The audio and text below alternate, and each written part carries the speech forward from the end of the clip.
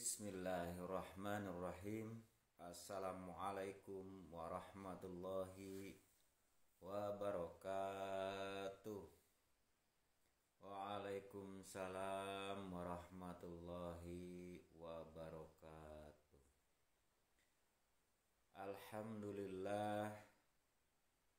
Alhamdulillahi rabbil alamin.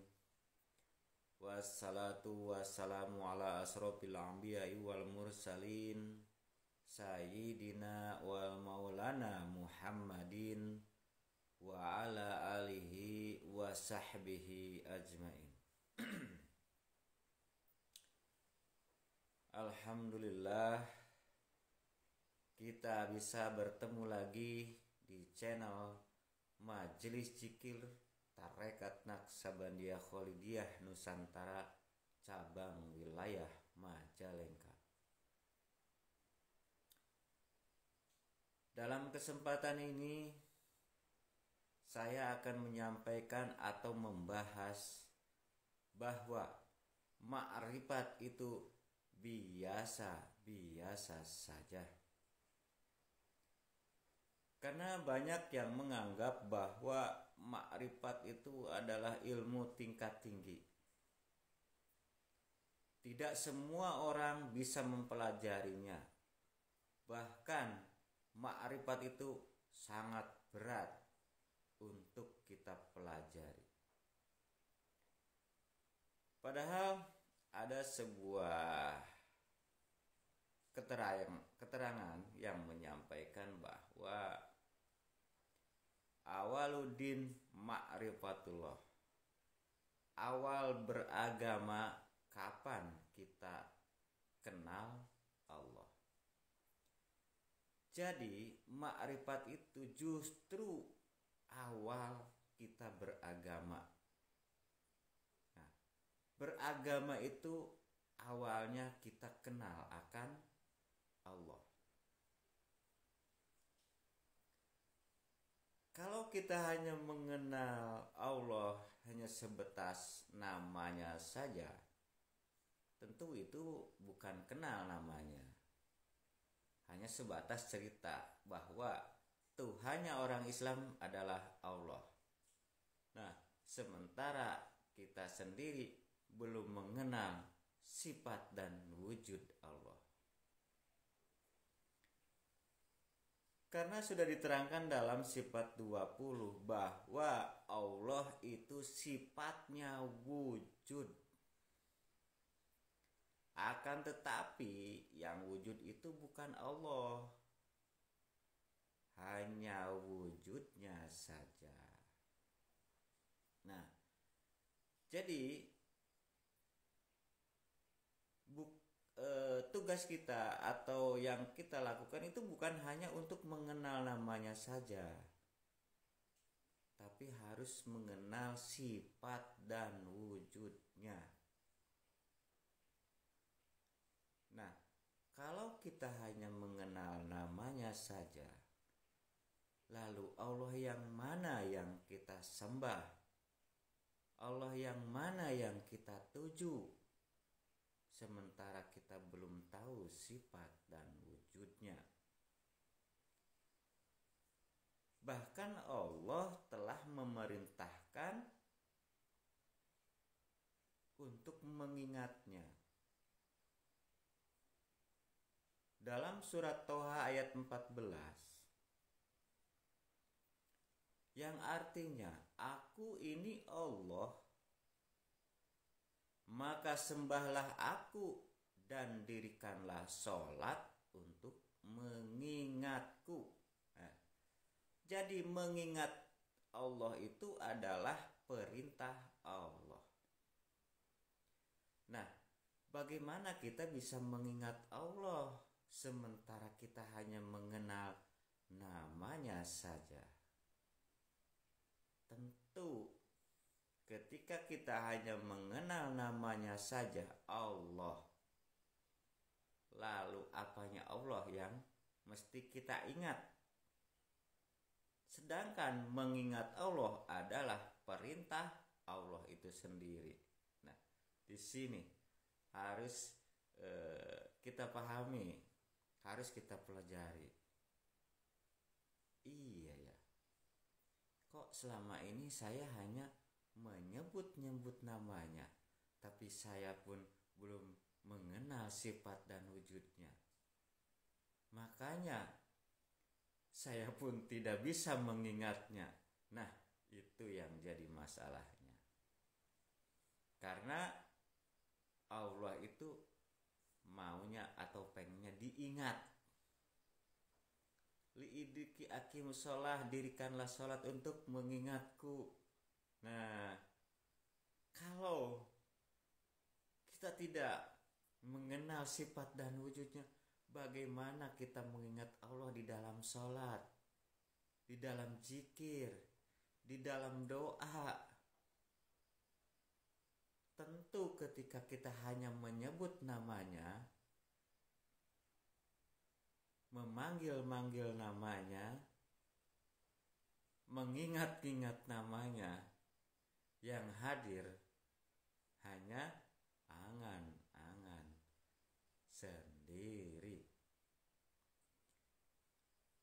Nah, akan tetapi ketika kita sudah mengenal sifat dan wujudnya, ketika kita menyebut namanya Allah, Allah, Allah, kita pun akan mengingat sifat wujud Allah itu sendiri. Tapi jika kita belum mengenal sifat wujudnya, ketika kita menyebut-nyebut namanya Allah, Allah, Allah, maka kita pun tidak akan bisa mengingatnya, dan kita pun hanya menyembah namanya saja.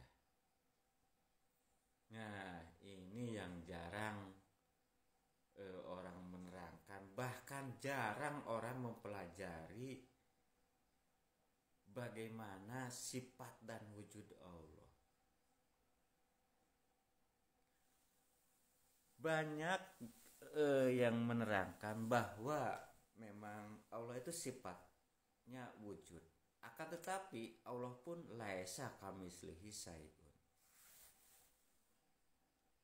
Tidak bisa diperumpamakan, bahkan tidak serupa dengan apapun. Nah, lalu bagaimana kita bisa mengingatnya?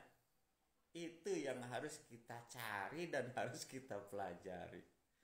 Dan harus mencari seorang guru yang bisa menerangkan tentang sifat dan wujud Allah. Karena Allah memerintahkan untuk mengingatnya. Nah, mungkin di dalam bahasa Kejawen, eling lan waspada. Eling itu mengingat. Nah, zikir itu bahasanya bahasa Arab ya. Dan bahasa kita itu mengingat. Lalu apanya Allah yang kita ingat? Baik itu di dalam doa, zikir, sholat, dan lain sebagainya. Ketika kita belum mengenal sifat dan wujudnya. Secara logikanya seperti ini. Ketika saya mengenal Anda hanya sebatas mengenal namanya saja, maka ketika saya menyebut nama Anda, saya pun tidak akan bisa mengingat Anda. Begitupun juga Anda ketika Anda hanya mengingat atau hanya kenal dengan nama saya tanpa mengenal sifat wujud saya atau belum bertemu dengan saya, maka Anda pun tidak akan bisa mengingat saya. Begitu juga dengan ketika menyebut Allah. Lalu Allah yang mana yang kita sebut? Kalau kita belum mengenal sifat dan wujudnya. Jadi sifat wujud Allah itu yang gimana atau seperti apa, kan gitu. Sifat wujud Allah itu adalah tempat bertajalinya Allah itu sendiri melalui nurnya yang disebut nurun ala nur atau cahaya di atas cahaya atau cahaya berlapis-lapis. Itulah yang disebut Rasulullah. Jadi Rasulullah itu bukan manusia. Rasulullah itu adalah nurun ala nur yang menempati wujud seorang manusia. Maka manusia itulah perwujudan atau persifatan wujud Allah di dunia. Dialah manusia utusan Allah atau Rasul Allah. Rasul itu utusan Allah di dunia. Nah, berhubung tidak ada lagi nabi setelah Nabi Muhammad, maka manusia yang menerima estafet kerasulan dari Nabi Muhammad sudah tidak lagi disebut Rasul, akan tetapi disebut al-ulama warasatul anbiya atau waliya mursida. Waliya mursida itu adalah ulama billah, ulama yang telah beserta Allah. Maka di dalam Al-Quran pun telah diterangkan, besertalah dengan Allah. Sebelum engkau bisa beserta dengan Allah, maka besertalah dengan orang yang telah beserta Allah. Maka carilah manusia yang telah beserta Allah. Nah, siapa manusia yang telah beserta Allah? Dia adalah Rasulun min anfusikum, Rasul dari kaummu sendiri. Bisa dilihat di surat At-Taubah ayat 128. Telah datang seorang utusan dari kaummu sendiri. Nah, karena kita ada di zaman ini, maka kita pun harus mencari Rasulun min anfusikum di zaman ini juga. Hanya saja di zaman ini sudah tidak disebut Rasul, tapi disebut al-ulama warasatul anbiya atau waliya mursida. Walam tajidalahu waliya mursida.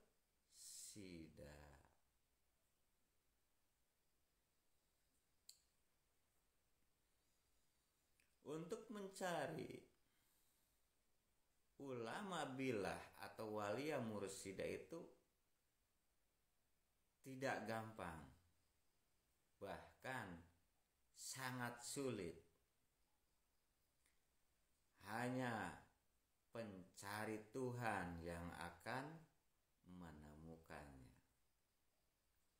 Karena waliya mursida itu orangnya biasa-biasa saja.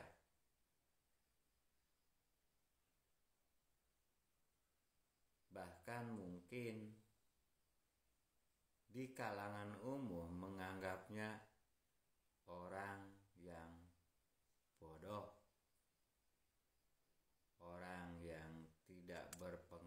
pengetahuan.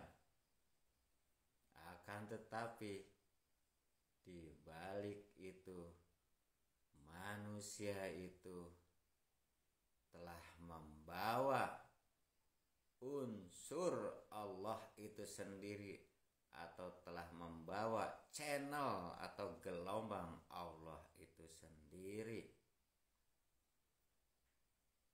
Karena wasilah itu ada yang membawanya, yaitu seorang manusia. Maka carilah manusia itu. Bahkan di dalam surat Anas pun sudah diterangkan, Qul a'udzu birabbin nas, malikin nas, ilahin nas. Rajanya manusia, Tuhannya manusia, maka sesembahannya pun manusia. Akan tetapi manusia itu bukan Tuhan. Jangan salah persepsi. Manusia itu hanya wujudnya saja. Itu jarang sekali orang yang mempelajari hal itu. Makanya ketika ada orang yang menyampaikan tentang itu, pasti akan dibilang sesat, dibilang ya intinya dibilang sesat lah gitu. Saya sih untuk saya sendiri ya hanya senyum-senyum aja ketika saya sendiri menyampaikan hal ini. Mungkin ya ada beberapa, bahkan mungkin sebagian besar akan menganggap saya sesat, tapi saya sih ya nggak masalah gitu. Yang penting saya sudah ketemu sifat wujud Allah di dunia. Karena barang siapa tidak bertemu Allah di dunia, mustahil akan ketemu Allah di akhirat. Barang siapa tidak ketemu Allah yang zahir, maka mustahil ketemu Allah yang batin. Karena yang batin ada di balik yang zahir. Sekian, wabil taufiq wal hidayah. Wassalamualaikum warahmatullahi wabarakatuh. Waalaikumsalam.